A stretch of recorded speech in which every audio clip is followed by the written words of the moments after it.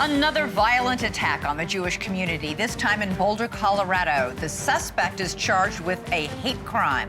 I'm Elizabeth Vargas, and America's News starts right now.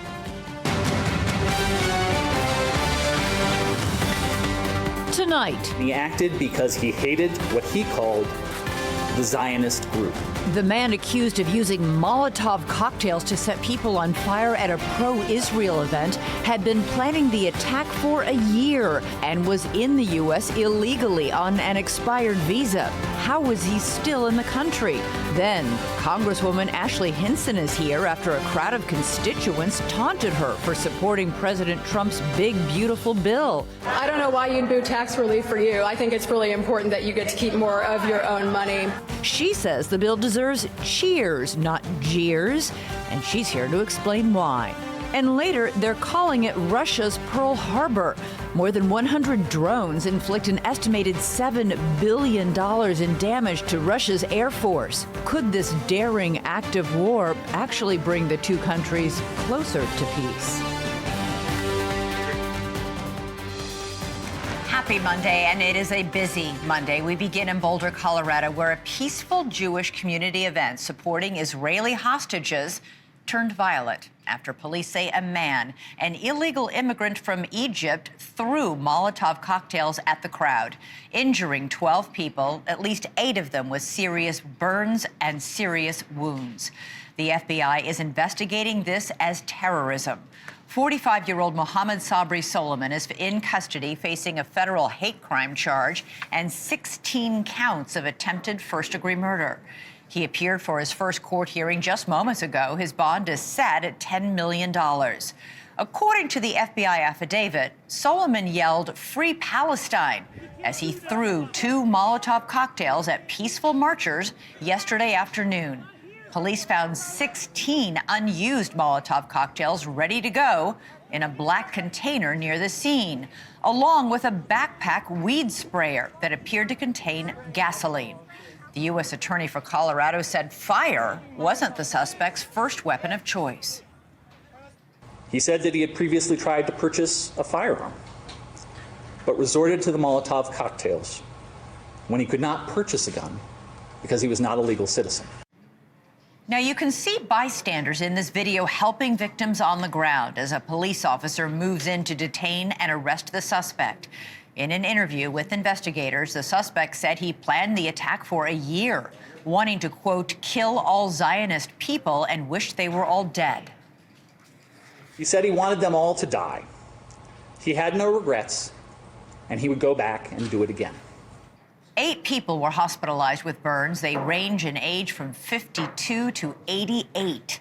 A Justice Department official told NewsNation one of them was a woman who survived the Holocaust. The White House responded today by reassuring Jewish Americans across the country that the president has their back. We have seen 2 horrific cases of anti-Semitic violence in our country in the last 2 weeks, and it is unacceptable to this president and this White House. And rest assured to all Jewish Americans across our great country, this president has your back, and he is not going to allow anyone to take part in violent terrorism, it's acts of terrorism in our country. In a post on social media, President Trump said, quote, "The suspect came in through Biden's ridiculous open border policy," adding, "This is yet another example of why we must keep our borders secure and deport illegal anti-American radicals from our homeland." According to the Department of Homeland Security, the suspect entered the U.S. in August of 2022 with a visitor visa that expired 6 months later. He was granted a work permit after that, but that permit also expired in March of this year. And this was all while he was waiting for his asylum application to be finalized. For more on all this, I want to bring in Ron Vitello now, Senior Advisor to U.S. Customs and Border Protection. He's also the former Acting Director of Immigration and Customs Enforcement. Ron, great to have you back. So this man entered the U.S. legally on a tourist visa in August 2022. But 1 month later, he then applied for asylum. Was the tourist visa just a ruse to get into the country? It appears that he shares the ideology of terrorist groups overseas. He's from Egypt. And so either the vetting was improper, we don't know his motivations for why he came into the country, but certainly he spent the time here, now attacking people who were advocating for the hostages that are being held still by Hamas. And so we don't need this kind of crime in the United States. People of the Jewish faith deserve the same rights that the rest of us have to peacefully protest. And I, for one, am grateful that the U.S. Attorney's Office there is going to charge appropriately this hate crime, and then all of the other things that are going to happen in Colorado to bring him to justice for this heinous act. So you think he came to this country to commit some sort of an attack or act of terrorism? Well, the reporting says, and it's in the affidavit that the U.S. Attorney exposed earlier today, that he's been planning for over a year. And so somewhere along the way, he's decided that this was his quest in life. Again, this is crime that doesn't need to occur in the United States because people that overstay their visas or enter illegally don't deserve to be here. And we can prevent all those crimes because we can send them out of the country. And we went through 4 years of the worst border crisis under the Biden administration. And now we're all paying for that lack of diligence at the border and vetting people who come in as visitors or who apply for asylum, et cetera. And so that nonsense is over. The Trump administration has been very clear, worldwide messaging going out from the Secretary of Homeland Security that this is not going to occur anymore. You have the State Department engaging on, revoking visas of people who share the ideology of the person who committed this crime. And so things are different now, but we still have lots of risk in the United States because of the millions of people who were let in either the fake parole scheme or through the border illegally. Yeah, there's a lot of focus on immigrants who cross the border illegally into this country, but 40%, almost half of the illegal immigrants in this country actually entered with a valid visa of some kind and then overstayed. Yeah, so this is a problem. That loophole needs to be closed. You'll remember that the 9/11 Commission report said that verified exit would help protect the country. CBP has gone a long way to verify exits of people who have visas in the United States, specifically in the air environment where the threats are probably the highest. But we are advancing the cause of making sure that we verify when visas are expired that people leave. And there's a whole apparatus within ICE to make sure that our immigration system has integrity. It's one thing to control the border like we have, in my 40 years, never seen it as good as it is with help from the Department of Defense, the Department of Justice. But ICE is also working in the interior, and we've got to close the loopholes as it relates to people who overstay their visas and are being actively targeted because of their ideology and because of crimes that they commit in the United States. Yeah, it's worth noting the 9/11 hijackers also entered the country legally, and it was then committed their acts of terror while here. So these visas often let a lot of people in, and there's very little follow-up once those people overstay those visas. Just very quickly, Ron, it says he was married with 5 kids. Is his wife and all 5 kids, are they all here? I don't know that, but it appears that could be the case. All right. Lots of questions still to be answered as this investigation unwinds. Ron Vitello, great to have you with us. Appreciate it. Let's get more now from our panel. Bobby Chacon is a former FBI special agent, and Noah Tishby is a New York Times bestselling author and Israel's former special envoy for combating anti-Semitism. Thank you both for being here. Noah, I got to start with you. This was a quiet march every single Sunday since October 17th, when the attacks occurred on Israel by the Hamas terrorists. These people who just wanted to call attention to the plight of the hostages still being held, I've got to get your reaction to this. My reaction is, sadly, we are not surprised at all. We're not surprised by this murder, attempted murder by the D.C., what happened in D.C. We're not surprised at all. We have been warning that this is about to happen. This is what we meant. When they chant globalize the intifada, we know what this is. I have lived through 2 intifadas. Intifada means a violent uprising. It means go attack Jews. It means car bombing and stabbing and shooting. And we heard this on college campuses, and we tried to tell everybody that violence is about to happen. And it is here now. This should be of great concern to every single American.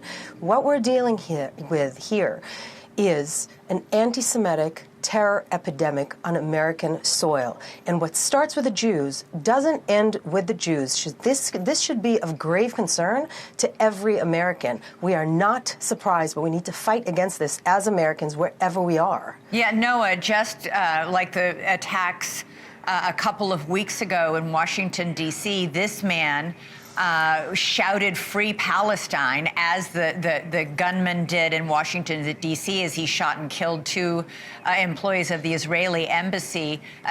There's something terribly wrong with these people chanting, by the way, the same things we've seen chanted on many college campuses: "Free, free Palestine." It's the same chant with the same cadence. And just so we're clear, there's nothing wrong with wanting the Palestinians to live freely. I always say that I'm pro-Israeli and I'm pro-Palestinian. These two things are not mutually exclusive, but what they are doing is not the same. This is a call to attack Jews. That's what that is. And we have to understand there is a direct correlation between the lies that the media and social media is spreading to these attacks. For example, on May 20th, is when the UN humanitarian chief was saying, completely unfounded, a complete lie, saying that within 48 hours, 14,000 Gazan children are about to die. I was blown away by the statistic. I'm thinking, where did this come from? No idea, complete lie. The next day, the D.C. shooting. Yesterday, on June 1st, the media picked up a lie by Hamas that 21 Palestinians were killed by Israel in a humanitarian aid center. Again, something that did not happen at all. And later that afternoon, a man tried to set fire to a Holocaust survivor. We have to be responsible with what it is that we are broadcasting on media, and the media must stop parroting Hamas talking points. It's leading to bloodshed. Bobby, this attack involves yet another lone wolf. A man appears to be acting alone, clearly demented and radicalized. Lone wolf attacks are the most difficult kinds of attacks for law enforcement to find out and stop. Yeah, Elizabeth, that's true. They are. And for the very reason that they have very few connections to other people to step up and say, hey, I think this guy's planning something, or somebody to try to talk them out of it. And so you're right. These are very difficult. So where it needs to stop is community leaders, politicians, even the media has to step up. And when things get to the point where they've gotten way too far in what I call these radicalization rallies that have gone on college campuses, in the beginning, they were talking about real issues. They devolved into globalize the intifada. They devolved into radicalizing people. And then you throw fuel on that. The fuel is these lies that the media repeats that Hamas wants them to fire people up. And this is the result we have. So, yes, we have to stop them, get this guy, sentenced to the maximum extent of the law. But the responsibility on stopping the next one becomes on our politicians and our community leaders. Bobby, police say this man drove 2 hours from Colorado Springs, where he lived, to Boulder, where the attack happened. He told police he'd been planning this for a year. He used Molotov cocktails, apparently, because he couldn't buy a gun because he wasn't a legal resident of the United States of America. If he had gotten this gun, this could have been much worse. Well, it could have, but it could have certainly. But I mean, this is bad enough. I mean, if you know a nurse who works in a burn unit, burning people alive is a very, very harsh way to punish people. And I know people that have been shot and burned, and they say burning is a lot worse. But it also shows the fact that these people are hell-bent on bringing violence. They don't need guns. If they don't get guns, they'll use a knife. If they don't get a knife, they'll use a car or a truck. If they don't get that, they'll use gasoline. These people that are hell-bent on bringing violence, they don't necessarily need access to a gun to kill people or to hurt people like this. And then, Bobby, he apparently stopped at several gas stations to fill up these small containers with gasoline that he used in the attack. Are you surprised that this didn't arouse any suspicion when people saw him doing something like this? Well, I don't know how many people saw him actually doing that. If you fill up your car and from what I understand, he put it in a large plastic gas tank, and then went somewhere else and filled the individual carafes or the individual jars. You know, he could have done that out of sight from people. And, you know, what surprised me is he didn't use more of them, because nearby where you see him standing in this video, he had 14 more devices that he could have used. Now, maybe he got a little more resistance than he anticipated. I know his shirt is off because his own clothes caught on fire. Something prevented him from using those 14 other devices that he had sitting nearby ready to be used. Noah, super quick, we just heard Ron Vitello say that he believes that this man was radicalized before he even came into the United States, when he was still in Egypt. What do you think about that? Would not be surprising as well. We know this grooming of the West and grooming of a lot of Arab countries has been happening in plain sight for the last 30 years to think that Zionists / Israel / the Jews are the source of all evil. And when you believe the lie that Israel is an apartheid state, that Israel is a colonialist endeavor that should not exist, when you believe that Israel is the last bastion of colonialism that needs to be removed from the world, you actually think you're doing something good for humanity by killing Jews on American soil. I can tell you that. This is definitely not going to free Palestine or free any Palestinian. This is only going to cause weakness in America, in American values, and the country that we love so much here. We need to all stand up against it. All right, Bobby Chacon, Noah Tishby, really appreciate you being here on this very difficult story. Thank you. Thank you so much. And one more thing. Please check up on your Jewish friends. Call your Jewish friends, text them, ask them how they're doing. We are not doing well. Everybody is really concerned, very stressed out, and very afraid right now. So check up on your Jewish friends. Thank you. Thank you for that reminder. And folks in our audience should do exactly that. Thanks, Noah. Thanks, Bobby. All right, after the break. And the president is, I believe, fighting for you and fighting for me. I'm fighting alongside of him. All right, lots of booze to that. The fireworks came a little early to Iowa this summer. Congresswoman Ashley Henson joins me live after a crowd of constituents jeered her for supporting President Trump's agenda. We'll get her response next.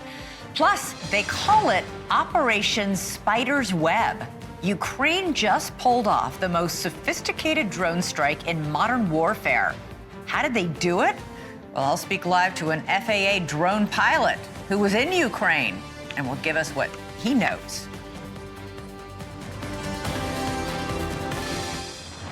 Thank you for joining me here on NewsNation. No matter where you are, America's fastest growing, down the middle, unbiased, breaking news coverage is always at your fingertips. Download the NewsNation app or go to newsnationnow.com to learn how.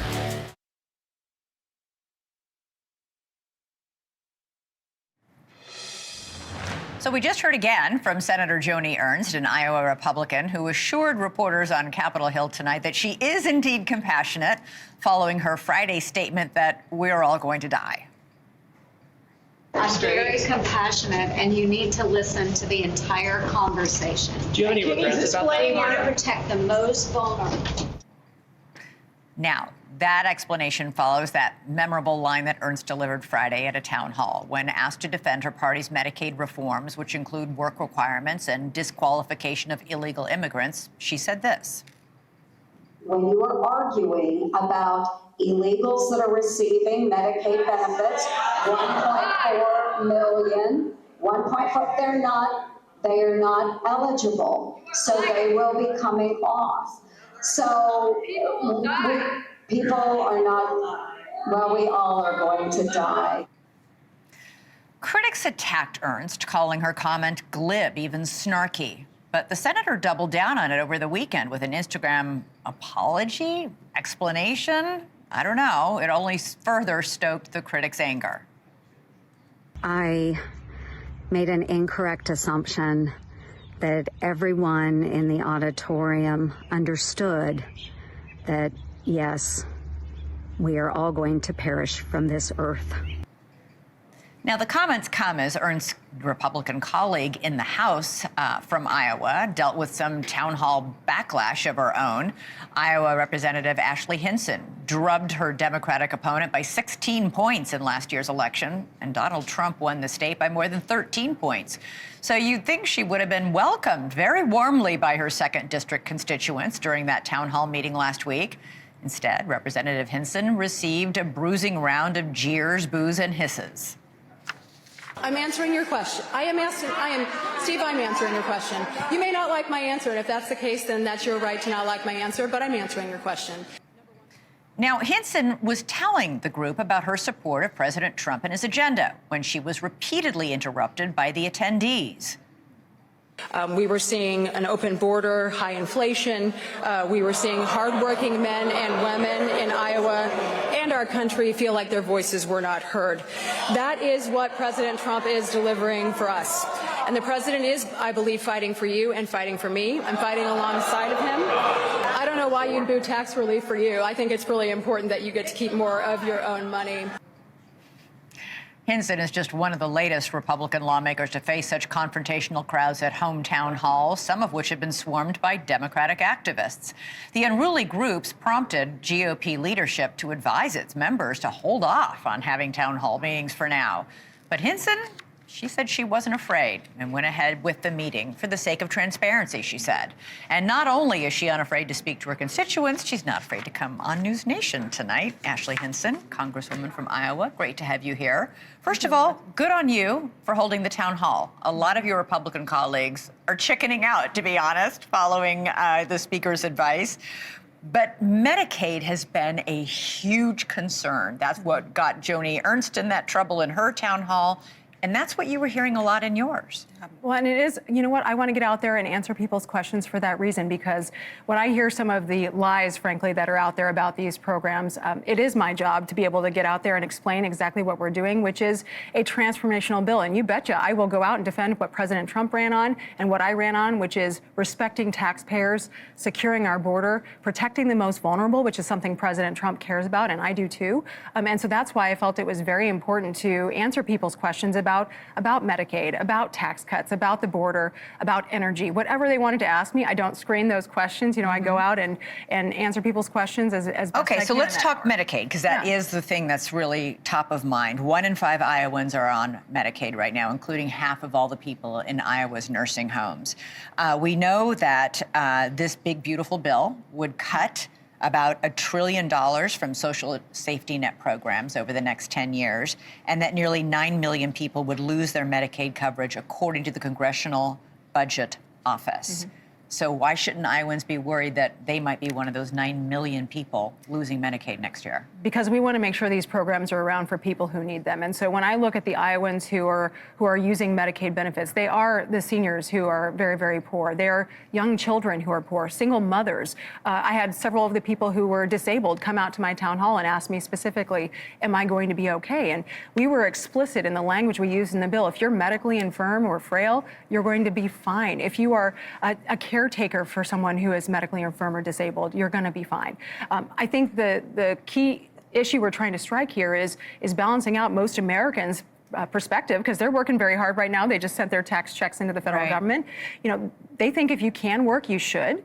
And especially if you're taking a government benefit, we should make sure that you have, if you're able-bodied and you're not caring for someone who's like a school-age child or someone who's disabled, then you should be working. If There's some estimates, though, that it's only like 3% of people who get Medicaid are able-bodied. I mean, is that really? That's not 9 million people. Yeah.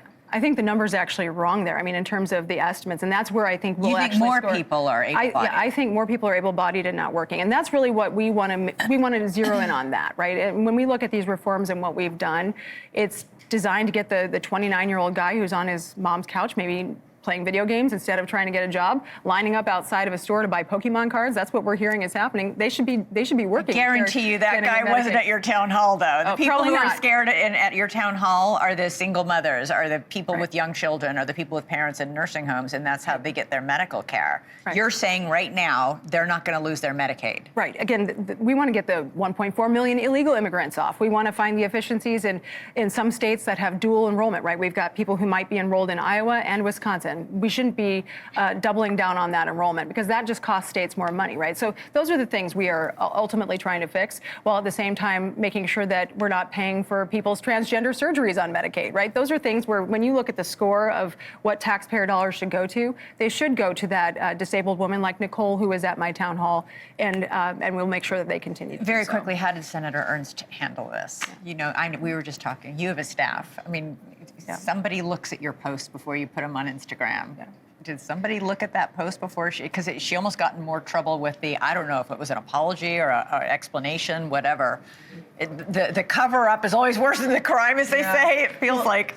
And like I said, she did press right after her town hall on Friday, and I haven't had a chance to talk with Senator Ernst, but I can tell you that, again, I think that everybody's frustrated, and I went out and did these town halls because I want to push back. I want to make sure we're fighting for the agenda that I was sent there to execute on. And it's a real disservice. Again, the misinformation, the fear-mongering that's out there, it gets everybody riled up unnecessarily. I'm sure she felt that frustration. I felt it too. But that's why I will continue to get out in my district and do these town halls and make sure we're advancing good policy and working with the Senate to get that Because done. I've got you here and because you represent a farm state, I want to ask you about our exclusive reporting that we broke late last week about these farmers. A whistleblower told us that loan relief was going to farmers, but for some reason, white farmers were deliberately excluded from that. Right. What was your reaction when you heard that? Yeah. Well, first of all, imagine if it was the other way, the reaction that would be happening. It would be massive. Yeah, it would be terrible. And it is terrible, right? I think my reaction is that we need to get these woke DEI policies that are so divisive and destructive for our country out of the USDA. The USDA's core mission is to provide services to farmers and ranchers and the hardworking people who are feeding and fueling the world. And so I'm supportive of what Secretary Rollins is doing to get those DEI policies eliminated. But we need to get to the bottom of this. And I appreciate your reporting on this because it's uncovered what I think is really what people perceive as being wrong for government, that people were being intentionally coached and told, here's how you can get this special advantage and get loan forgiveness. Completely unfair. And again, Iowa farmers, they just want to do their job.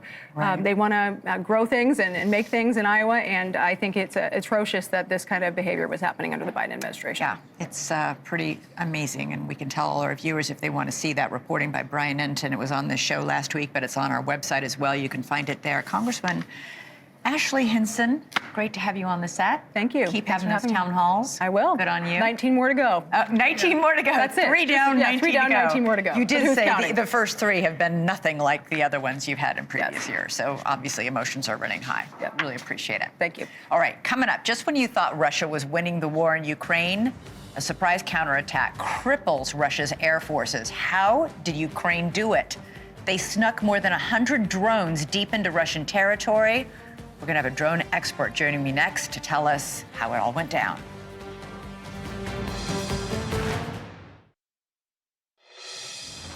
So drones are no longer the future of warfare. They're the present. And Ukraine's military just pulled off its biggest and most brazen drone attack ever, perhaps in history.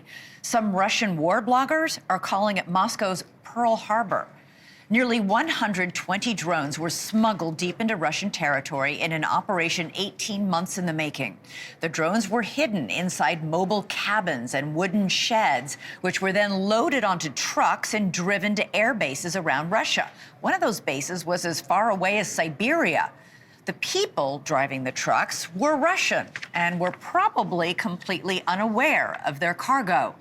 The target was Russia's strategic bomber fleet. Ukraine says it hit as many as 41 Russian warplanes, including more than a third of Russia's cruise missile carriers. And if that's accurate, the attack may have caused up to $7 billion worth of damage. The vast majority of the casualties in the Ukraine-Russia war are caused by one-way attack drones. That translates to more than 1,000 drone casualties across Ukrainian battlefields each and every day. The Economist magazine is reporting this week that Russia will likely suffer its 1 millionth casualty of the war this month. And Ukraine just announced that it's on track to produce 10 million tactical drones per year. That includes maritime drones for blowing up ships, and it also includes producing unmanned ground vehicles, basically a tank with no driver. Well, my next guest was recently at the Russian border where he worked with Ukrainian troops and their drone operators, and he witnessed drone warfare firsthand. Mike Frietta is an FAA-certified drone pilot, and his company, Gargoyle Systems, specializes in defending against drone attacks. Mike, welcome back to the show. So this attack, this was stunning, according to just about everyone you talked to. 117 cheap and small drones inflicting possibly $7 billion in damage. It's huge. That's right. And I'm afraid we're just getting started. I mean, this is just one example. People are calling it the Pearl Harbor, but like technology, get ready for Pearl Harbor could be every week when you do something like this. You were just at the Russian border working with Ukrainian drone operators.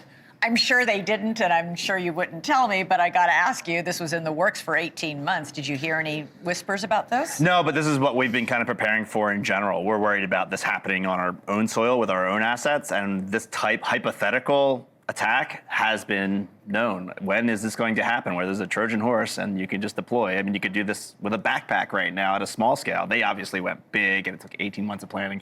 Getting inside those trucks is absolutely amazing. So no, I had no idea of this, but this is the kind of things that we're expecting are these type of drone attacks.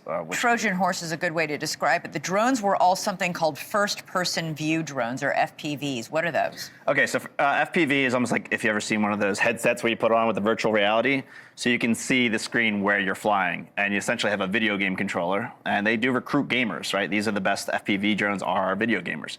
So they come in and they hit their target, they move around, and that's what an FPV drone is, where you have first-person point of view. So are you saying that one person directed each of these 117 drones? I believe these were autonomous. I believe these were connected either, I think, with a Russian SIM card, so they're using the LTE, and then triggered from remote, and then had destination coordinates already programmed in there. So they were autonomous, I think, from the trucks. So once they were released by remote control from the trucks, from the backs of these trucks, from their containers, they had about sometimes almost 4 miles to fly to hit their targets. Why were they able to fly undetected? Why didn't the Russians see them? It was too late, and they were not expecting them to be there, right? So they're in battlefields. They have certain areas where they're working. They were not expecting this. They caught them sleeping. So that's kind of similar to the Pearl Harbor one. No one was expecting it, but also the detection systems are primarily radar. These are for big drones. These are ones coming from far away. These smaller drones, which are known as level 1s and 2s, these are smaller. You need radio frequency, acoustic detection, optical, and they don't have those systems, especially inland, away from where the battlefield is. This is one general said that drones like these mean that nearly any nation, state, and non-state actor with a few $1 million could do incredible damage to any other country on Earth. That's right. And I would say scary. a few $1 million even sounds like a lot these days, with what you can 3D print, what you can create with AI, and what you can buy at Amazon and Alibaba today. So I think it's even less than that. But Ukraine has really sort of figured out a way to do war on the cheap, at risk of sounding sort of simplistic that way. Yeah. But these things are cheap. We went to Ukraine and showed Ukrainians making them at their kitchen tables, for heaven's sake. Yeah. This is a way for Ukraine to wage war with Russia, a much bigger, much more well-armed opponent that has invaded their country. That's right. Yeah, and you think about, again, going back to, well, what we saw was they're using the vape cartridges, batteries. They're making them out of anything they can, but they also are making out of a scale unlike any other. Well, China's even making more right now. But you think of that Russia's prepared for this, and they're at war, and they're thinking about this, whereas other countries are not even considering these threats right now. You just mentioned China. How much resources and attention are they putting into drones? So first of all, they've got their aircraft carriers covered. So they are this attack would not work on China right now. So they are prepared for this. U.S. not so much, right? And then the amount of drones that they're producing, I don't want to say the numbers, but it's incredible amount of numbers, the swarms that they're putting together. They're leading the way and being able to produce these really cheap, really fast at a huge scale. This is China. Wow. Yep. Okay. You always succeed in kind of scaring me a little bit when you come on, Mike. Thank you. I don't know if I'm going to keep inviting you back if you keep coming on. We'll get some good news soon. All right, thank you. Coming up for us, the NewsNation exclusive that sparked a national outrage. The documents proving that the Biden White House didn't just mishandle the East Palestine train derailment, but may have purposely deceived residents about health concerns. I'll speak live to one resident who documented the contamination in the nearby creeks and rivers. His reaction to our reports next. And don't forget, you can download our NewsNation app for the latest news and top stories of the night. You can find it on the Apple App Store and Google Play.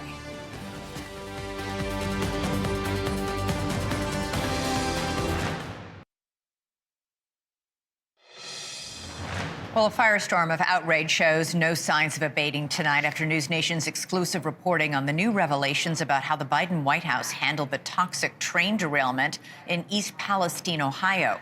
Investigative correspondent Rich McHugh was the first to get his hands on documents and emails that show the Biden administration's coordinated effort with both the CDC and the EPA to cover up concerns about health issues in the community after the derailment and subsequent toxic chemical burn.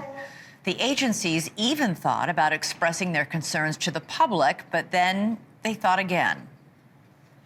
There's White House officials and National Security Council officials discussing the dangers of the cancer cluster potential and the health issues, and discussing whether or not to release the unmet needs report to the public and to the media. We're supposed to believe that's not how our country runs.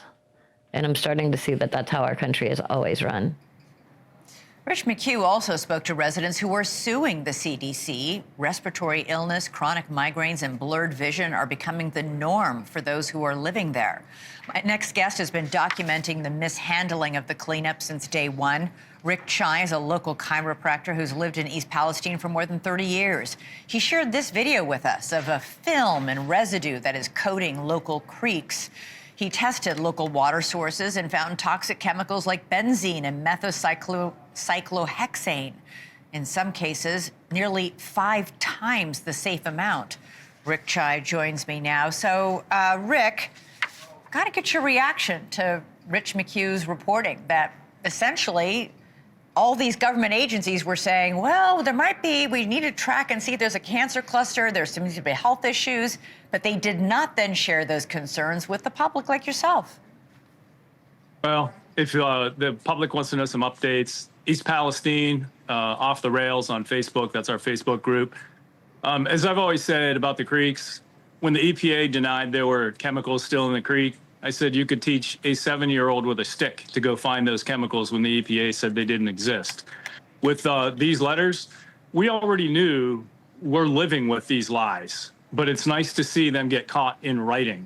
So when you dump 1 million pounds of cancer-causing chemicals in our air, water, and land, it doesn't take a master's degree or a doctorate degree to know that the danger. It's disgusting. But at least, we caught them in writing now. Well, what do you think should happen as a result of what we've unearthed? Well, that's an interesting question you just asked me. First of all, nothing has changed here. Although, the new election came, I know that when Robert Kennedy was here, before he signed on with Trump, he ran on the fact that he said if he wins the presidency, he's going to move the people out of here that want to move out because of the high level of contamination. Kristi Noem just recently tweeted when she heard about this report that under their administration, nothing like this would happen again. Well, we're still here and we don't see anybody. So you still need help. How about some action? Yes. How about some action? First of all, why are you still there, Rick? Why is it, We started building in the fall. When we dug the basement, it was a rainy season and it filled with water. So it's been really rainy here. They're trying to drain and pump out the basement area. We're building about 10 miles out of town. And when you think about it, for people that have lived in a place for 30 years or your whole lives, when you're uprooted from somewhere you never thought you would move, it's kind of tragic. But, I'm one of the lucky ones. I have choices, but a lot of people here don't. Right. My point is you do have the choice, and yet you've chosen to stay, even though you're positive that the air you breathe, the water and the soil around you is contaminated with cancer-causing chemicals. So you can still go down to the creek and dig the dry dirt out of the bank and throw it in the water, and chemicals come out. If you're asking me why we still choose to stay, as I said, we're building a new home about 10 miles away. I don't know what else to do right now. And then there are lots of folks in town who don't have a choice, who don't have any place else to go, who can't afford to do that. Absolutely. And that's why I'm calling on this administration to, let's prove to the whole of America and the whole of the world that we weren't just a talking point for an election. Let's get down here and do some action. What bottom line health concerns? We've been tracking you and several other people who live in East Palestine. What are people dealing with now when it comes to their health? So I'll just tell you about myself. I've spent probably more hours in those creeks than some of the EPA workers. I believe I have over 400 hours of filming. I've never gotten headaches in my life. I have daily headaches. My eyes don't focus well. I can go on and on, but who knows what's to come later in life. I've never gotten headaches in my life, and I live with them now. Rick Chai, thank you. This is unimaginable what you and the folks in East Palestine have had to endure for a long time now, and largely ignored, it feels like, by the government. Thank you for Thank you for continuing to cover the story. We will continue to shine a light on it. Thanks, Rick. You're welcome. All right, coming up for us, Chris Cuomo is about to talk to Steve Bannon, who says Senator Lindsey Graham should be arrested if he doesn't stop stirring things up between Russia and Ukraine. Is that just Bannon hyperbole? If anybody can find out, it's Cuomo. He'll join me in a moment.